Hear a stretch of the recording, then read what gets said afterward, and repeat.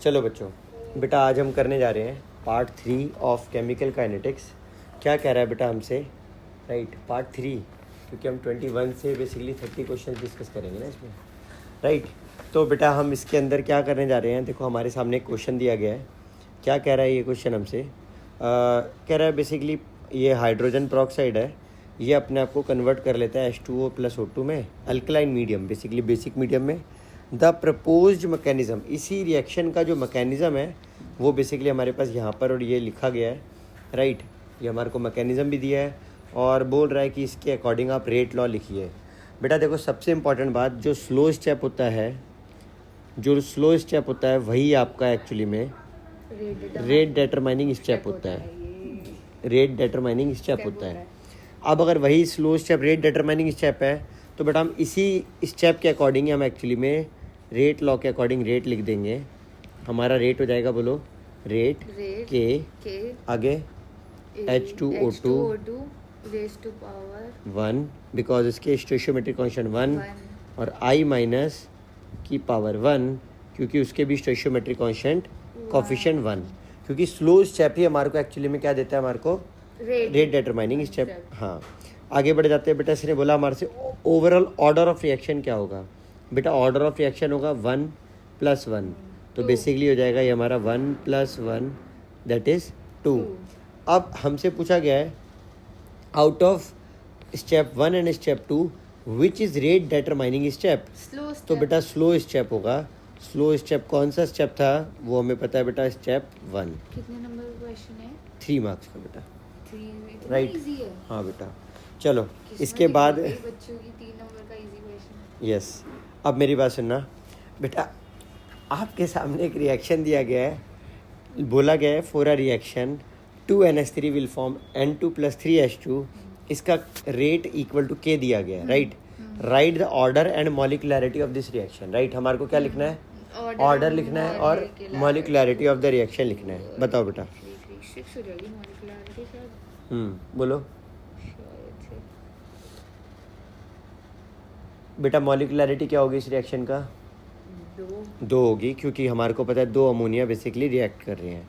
तो बेटा अगर हम कहें इस रिएक्शन का मॉलिक्युलरिटी क्या होगा तो वो तो 2 हो जाएगा। बिल्कुल राइट है। अब आपसे पूछा गया है कि इस रिएक्शन का ऑर्डर क्या रहेगा। बोलो ऑर्डर क्या है? नहीं पता? देखो बेटा हम एक बात जानते हैं, रेट इक्वल टू हमें दिया गया है K, और बेसिकली हमारे को अगर यहाँ पर NH3 था भी, अगर हम देखें तो उसकी पावर 0 होगा पक्का। तो बेटा क्यों? क्योंकि देखो यहाँ पर आपका कुछ लिखा ही नहीं है इसके प्लेस पर, वो 1 हो गया होगा। और वो तभी 1 हो पाया होगा जब NH3 की पावर 0 होगा, तो वो बेसिकली तभी 1 आया। तो बेटा हम कह सकते हैं इसके अकॉर्डिंग ऑर्डर जो है बेटा हमारा क्या हो जाएगा? 0। राइट, तो decomposition of gaseous ammonia in the presence of hot platinum, ये बेसिकली एक 0 ऑर्डर है बेटा एट हाई टेम्परेचर। हाँ या ना? समझ आ गया?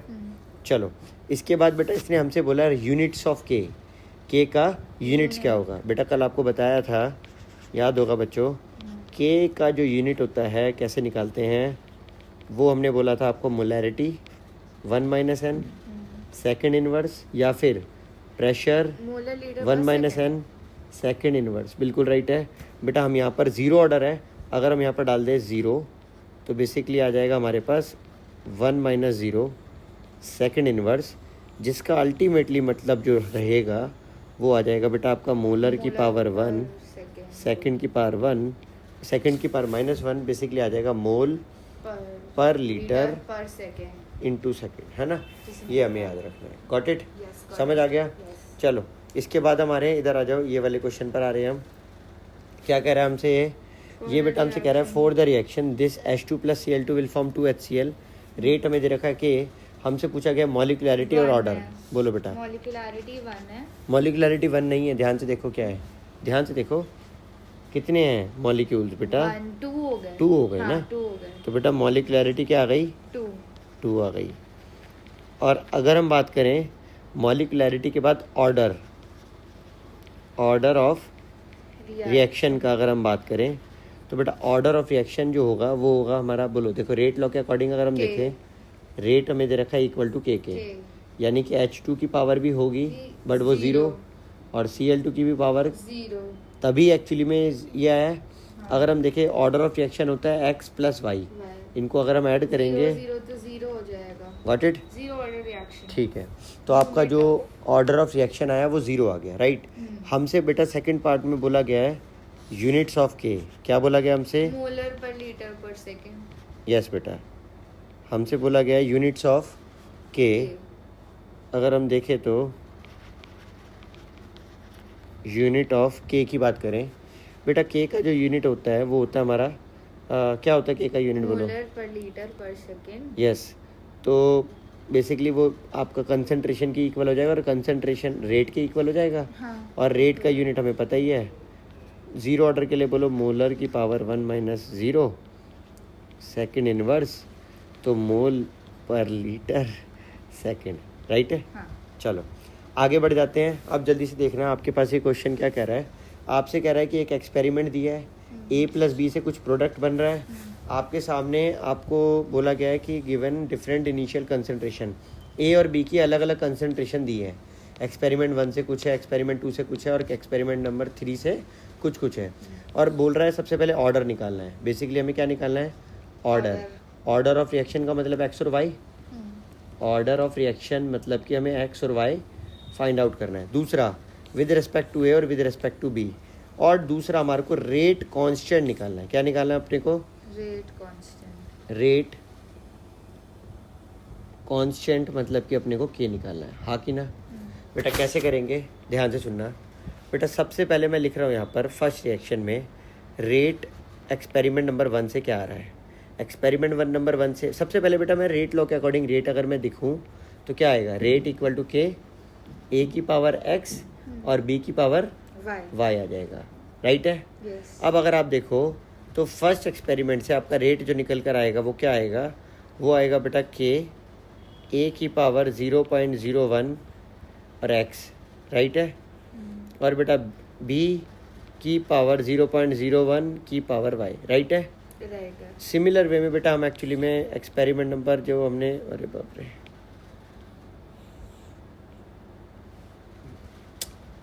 देखो,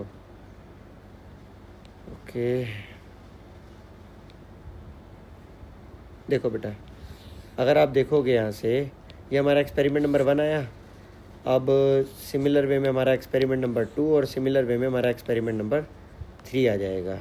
क्या कह रहा है, 2 और 3, हमारी सेकंड कंसंट्रेशन है 0.2 और थर्ड कंसंट्रेशन हमारी है बेटा 0.2, राइट है। बेटा रेट की वैल्यू हमें ऑलरेडी दी गई थी, कितनी बेटा, वो थी हमारी 5 इंटू 10 की पावर माइनस 3, 1 इंटू 10 की पावर माइनस 2 और बेटा कहीं ना कहीं 5 इंटू 10 की पावर माइनस 3, राइट है। अब अगर हम देखें तो हमारे पास क्या आ रहा है बच्चा, इधर देखना, मैं ना क्या कर रहा हूँ बच्चा, मैं ये एक्सपेरिमेंट नंबर 1 है, ये एक्सपेरिमेंट नंबर 2 है और ये एक्सपेरिमेंट नंबर 3 है। मैं रेशियो लेने जा रहा हूँ, ठीक है। तो टेकिंग रेशियो, ठीक है, taking ratio of equation 1 and equation 3 का, तो आपको क्या मिलेगा, आपको मिलेगा कहीं ना कहीं ये ऊपर और कहीं ना कहीं ये वाला जो इक्वेशन है वो आपको नीचे मिल जाएगा कुछ इस तरह से, राइट। अब अगर आप देखो ये आपका कुछ ऐसे आ गया है और इस तरह से आ गया है, ये इस तरह से कैंसिल हो जाएगा ये, यस। बेटा हमें पता है के से के कैंसिल और हमें पता है ये भी आपका कहीं ना कहीं कैंसिल, तो बेटा अल्टीमेटली हमारे पास यहाँ पर 1 आएगा, 0.01 डिवाइड बाय 0.02 की पावर y, तो बेटा हम कह सकते हैं 1/2 की पावर y इक्वल टू, इस 1 के प्लेस पर बेटा हम लिख सकते हैं 1/2 की पावर 0, तो अल्टीमेटली बेटा हम अगर कहें तो कंपेयर करने पर y की वैल्यू जो आ गई वो हमारी आ गई 0, y की वैल्यू क्या आ गई हमारी, अगर y की वैल्यू 0 आ गई है, समझ आया आपको।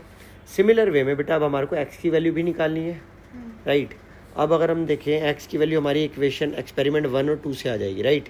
तो हम इन दोनों अगर एक्सपेरिमेंट का रेशियो ले लें, राइट, तो हमारे को क्या मिलेगा, टेकिंग, इस बार हम ले रहे हैं बेटा taking ratio of equation 1 and equation 2, right. अब हमें क्या मिल रहा है यहाँ से, हमें यहाँ से मिल रहा है बेटा ये कुछ इस तरह से और कुछ इस तरह से, और हम देख रहे हैं ये चीज़ कैंसिल हो रहा है, राइट, और ये भी आपका कहीं ना कहीं कैंसिल हो जाएगा, यहाँ से 10 की पावर -1 बचेगा, तो आप यहाँ पर कह सकते हो 0.5 है, 0.5 नहीं, आप इसे लिख सकते हो 5 डिवाइड बाई 10, ये बेसिकली अगर नीचे चला जाए तो।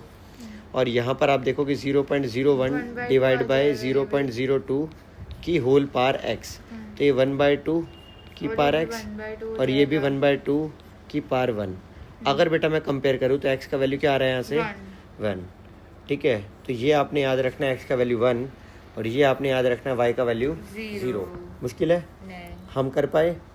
तो बेटा सबसे पहले हमें एक्स और वाई निकालना था, तो बेटा हमारा एक्स आया है बेसिकली 1 और वाई जो हमारा आया है वो आया है 0, राइट। अब बात आती है रेट कांस्टेंट के क्या होगा। बेटा हमें एक बात पता है, रेट हमें पता है ऑलरेडी, राइट, हमें रेट पता है ऑलरेडी। हम किसी भी एक रिएक्शन का यूज़ कर ले, किसी भी एक रिएक्शन का, जैसे हमने इसी रिएक्शन का यूज़ करा अगर, ठीक है, एक रिएक्शन को हमने ले लिया। बेटा हमें एक्स का वैल्यू ऑलरेडी पता है, कितना है अब, एक्स का वैल्यू 1, वाई का वैल्यू 0, और बेटा हमें क्या फाइंड आउट करना है, के। अगर हमें के फाइंड आउट करना है तो ये बड़ा आसान तरीके से हम कह सकते हैं के इक्वल टू 5 × 10⁻³ डिवाइड बाय, बेटा ये 0.01, और ये आप जानते हो किसी की भी पावर 0 होती है तो वो 1 बन जाता है। तो बेटा पॉइंट हटाने पर आपका 100 आएगा, आप मल्टीप्लाई करोगे तो बेसिकली आपका 5 × 10⁻⁻1, जिसे हम 0.5 लिख सकते हैं। तो बेटा के का वैल्यू हमारा क्या आ गया 0.5। अब बात आती है बेटा इसका यूनिट, अगर हम लिखना चाहते हैं तो के का जो यूनिट होगा वो क्या होगा बेटा, के का यूनिट भी लिखना पड़ेगा। अब देखो वो हम देखें, अगर ये 1 ऑर्डर है, ये 0 ऑर्डर है, तो 1 आ गया बेसिकली, 1 - 1 0 हो गया, है ना। अगर आप देखो मोलर की वैल्यू 1 - 1 0 हो गई, सिर्फ सेकंड इनवर्स बचा, क्योंकि ये फर्स्ट ऑर्डर है। फर्स्ट ऑर्डर में याद रखना हमेशा जो यूनिट होती है वो सेकंड इनवर्स होती है, गॉट इट। तो देखो बेटा हमने के भी निकाल लिया, हमने एक्स और वाई भी फाइंड आउट कर लिया, बोलो 1,0 रेस्पेक्टिवली, राइट। चलिए आगे बढ़ते हैं। अब नेक्स्ट क्वेश्चन बच्चा हमसे क्या कह रहा है, नेक्स्ट क्वेश्चन हमसे कह रहे हैं यहाँ पर कि एक रिएक्शन दिया हमारे को और डेटा है X plus Y will form some product, और हमसे कह रहा है कि आप रेट निकालिए सबसे पहले। सिमिलर क्वेश्चन है, स्किप कर दे, ठीक है। तो ये सिमिलर क्वेश्चन है, ये आप कर लेना। अब नेक्स्ट क्वेश्चन पर आ जाते हैं बेटा। नेक्स्ट क्वेश्चन देखो हमसे क्या कह रहा है, 26 कह रहा है how will the rate of reaction affected when. बेटा क्या रेट ऑफ रिएक्शन कैसे अफेक्ट होता है जब हम एक्चुअली में सरफेस एरिया डिक्रीज करें तब। आओ देखो इसको तो करते हैं, रिएक्शन इंक्रीज हो जाएगी अगर सरफेस एरिया स्मॉल है तो। बिल्कुल राइट है बेटा, याद रखना किसी भी रिएक्शन के लिए, ठीक है, for a reaction solid reactant जो होता है कैटलिस्ट, और सॉलिड रिएक्टेंट और catalyst, the smaller the size of particle. मतलब एक छोटी सी बात याद कर लो बेटा, surface area of reactant reduce हुआ है ना, क्या बोला इसने, surface area of reactant reduce हुआ है। आप एक बात याद रखना, greater the surface area is faster the reaction. बोलो greater the surface area faster the reaction, greater the surface area faster the reaction, faster the surface area slower the reaction. Yes, and vice versa, right, and vice versa. चलो तो यहाँ पर basically इसने बोला है कि surface area of reactant is reduced. बेटा अगर आप सरफेस एरिया रिएक्टेंट का रिड्यूस करोगे तो याद रखना रेट ऑफ रिएक्शन भी क्या हो जाएगा, स्लो हो जाएगा। देयरफॉर एज हमें बोला गया as surface area of reactant is reduced, therefore reaction rate of reaction also decrease, rate of reaction also decreases। चलो अगले पर आ रहे हैं बेटा, पार्ट बी। देखो बी पार्ट देखो क्या लिखा हुआ है, डिक्रीजेस कैसे बेटा, इसने बोला surface area of reactant is decrease, surface area हमने उसका बढ़ाया नहीं है, बढ़ाते तो आप देखते ना तब एक्चुअली में सरफेस एरिया बढ़ाया नहीं है, घटाया है। सरफेस एरिया बढ़ाने का मतलब होता है हमने पाउडर बनाया, सरफेस एरिया घटाया का मतलब हमने उसे सॉलिडिफाई बनाया, कुछ ऐसा, डन है। हाँ आगे, catalyst is added in a reversible reaction. याद रखना बेटा कैटलिस्ट का काम क्या है, increase the speed of reaction, very good, ठीक है। तो कैटलिस्ट का काम क्या होता है, बोलो कैटलिस्ट का काम क्या होता है, increase the speed of reaction, increase the speed of reaction, ठीक है, increase the speed of reaction without itself being consumed in a reaction, है ना। yes। Without being consumed in the reaction. itself being consumed. ठीक है. अब बेटा अब बात आती है रिवर्सिबल रिएक्शन की. बात हुई है, कैटलिस्ट है, ये increase the reaction in both the direction, है ना, फॉरवर्ड एंड बैकवर्ड. याद रहेगा क्योंकि इसने बोला है ना हमारे को रिवर्सिबल रिएक्शन है. हाँ. तो रिवर्सिबल रिएक्शन में याद रखना कैटलिस्ट क्या करेगा. इन reversible reaction It will increase speed in both forward and backward direction. increase speed in both in both forward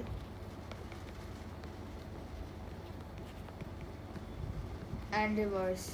and backward हाँ, and backward reaction. direction, है ना. हाँ, direction. डन है. चलो इसके बाद बेटा अब हम आ रहे हैं सी पार्ट पर. सी पार्ट हमसे क्या कह रहा है, ये कह रहा है बेटा temperature of reaction is increase. बेटा मैंने आपको बताया था कल कि for every 10 degree rise of temperature there must be a rate जो होता है वो डबल या ट्रिपल बेसिकली. हाँ तो ये आपने 3 times हो जाता है. तो Very- टेम्परेचर रेट जो है वो टेम्परेचर डिपेंडेंट है एक तरीके से. बिल्कुल राइट है. तो बोलो बेटा rate of Reaction depends on the temperature. Rate of reaction increase increases when with increase in temperature. Temperature. With increase in Temperature. Temperature. ठीक है. For और याद every रखना 10 मोस्ट degree. केसेस में in most cases in Most cases.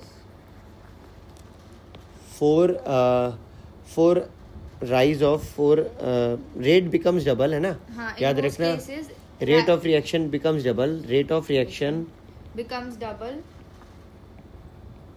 Becomes double, है ना. बोलो becomes double.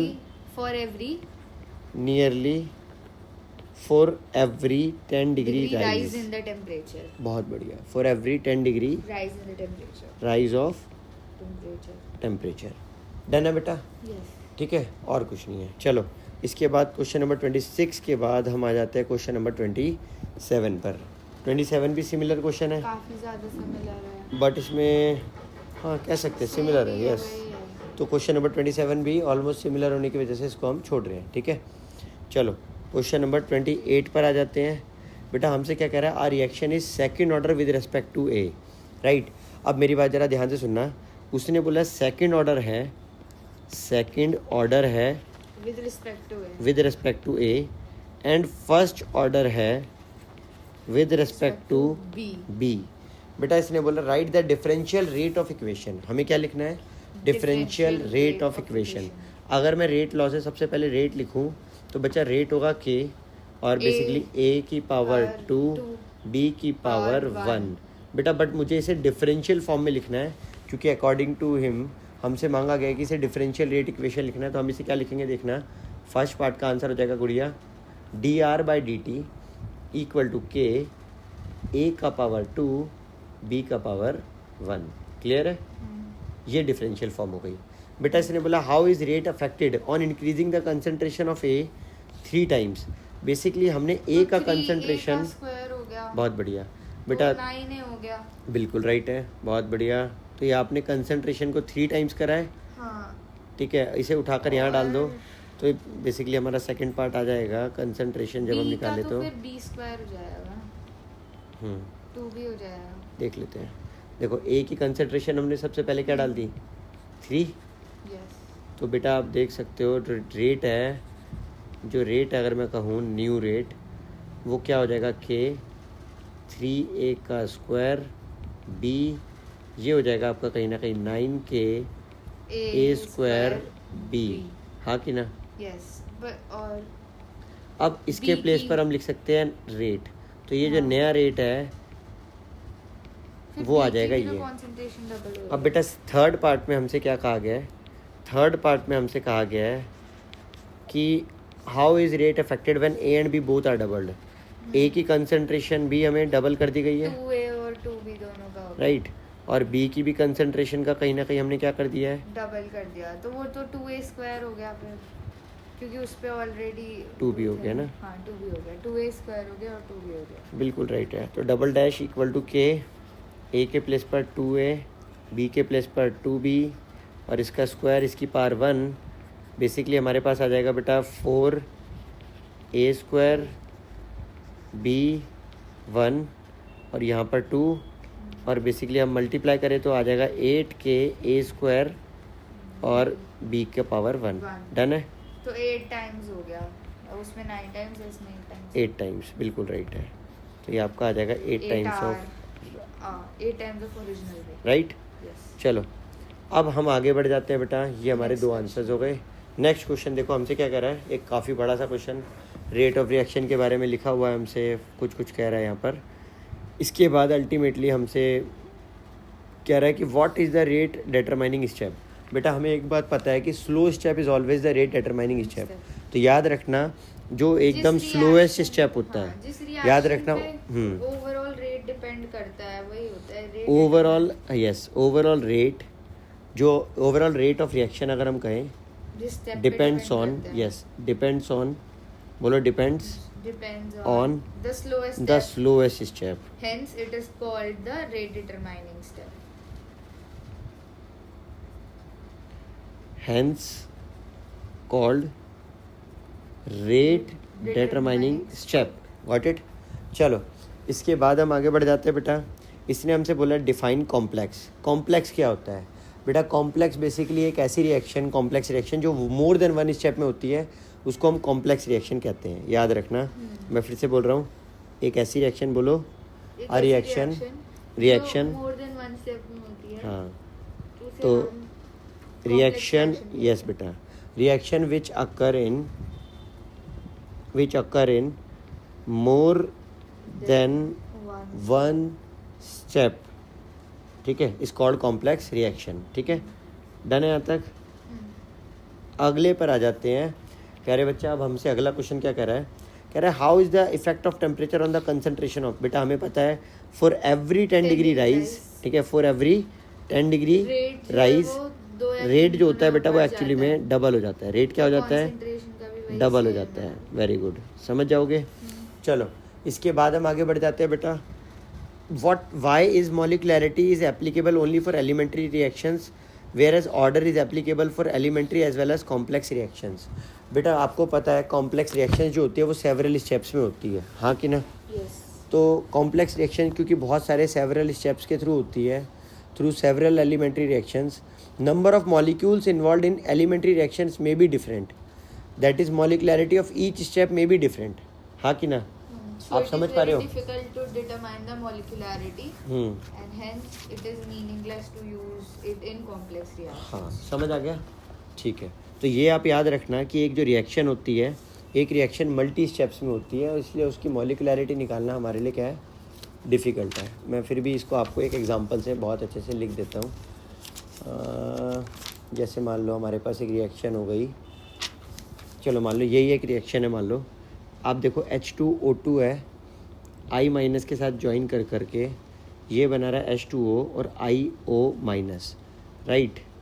और फिर ये IO माइनस H2O2 से फर्दर रिएक्ट करके बना रहा है बेटा कहीं ना कहीं H2O और I माइनस और प्लस O2, राइट। ओवरऑल जो रिएक्शन है, अगर हम बोले ओवरऑल हमारा जो रिएक्शन है वो है H2O2, राइट, विल फॉर्म, आपका जो बन रहा है वो है 2H2O प्लस O2। बेटा आप देख सकते हो इस रिएक्शन का मॉलिकुलरिटी क्या निकल कर आ रहा है? 2। इस रिएक्शन का मॉलिकुलरिटी क्या है? 2, राइट। वो हर एक स्टेप के लिए अलग अलग रहेगा। और ओवरऑल जो रिएक्शन, ये हमारी मेन रिएक्शन है, इसका मॉलिकुलरिटी क्या है? वो भी 2 है। अब बात आती है ऑर्डर की। तो बेटा हम कह सकते हैं ये जो पहला स्टेप था ये स्लो था, हम कह सकते हैं कि ऑर्डर ऑफ रिएक्शन जो होगा वो ये 1 और ये 1 की वजह से होगा। बट अगर हम इसी रिएक्शन को देखें तो हमें ऑर्डर एक्चुअली में हमें 2 अपीयर होगा, जो कि रॉन्ग है। तो बेटा इसीलिए कॉम्प्लेक्स रिएक्शन में हमारे को एक्चुअली में याद रखना होता है कि ऑर्डर जो होता है वो किससे डिफाइन होता है? आपका ऑर्डर डिफाइन होता है स्लोएस्ट स्टेप से। और जबकि जो मॉलिकुलरिटी होती है वो हम हर एलिमेंट्री रिएक्शन की निकाल सकते हैं, बट ऑर्डर जो होता है ना, याद रखोगे? कोई डाउट नहीं है, ठीक है। तो ये याद रखना कि कॉम्प्लेक्स रिएक्शन जो होती है वो बहुत सारे स्टेप्स के थ्रू होती है। इसका रीज़न यही है। अब ये आंसर है आपके सामने कि molecularity applicable only for elementary reaction. तो याद रखना आप सिर्फ एलिमेंट्री रिएक्शन पे फोकस करना मॉलिकुलरिटी के लिए। अगर हम सबकी मॉलिकुलरिटी निकालेंगे तो हम प्रॉब्लम में आ जाएंगे, हाँ कि ना? राइट, क्योंकि हमें नहीं पता कि वो रिएक्शन कितने मैकेनिज्म्स, कितने स्टेप्स के थ्रू अचीव हुई है।